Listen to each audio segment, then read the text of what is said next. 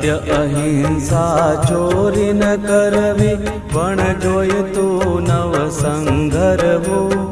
બ્રહ્મચર્ય ને જાતે મહેનત, કોઈ અડે ના અભડાવો.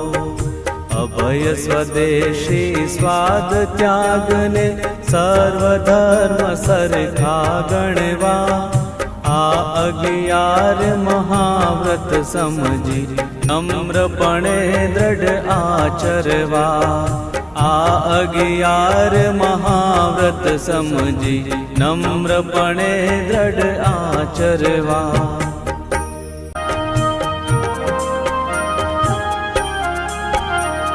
સત્ય અહિંસા ચોરી ન કરવી, પણ જોઈતું નવ સંઘરવું.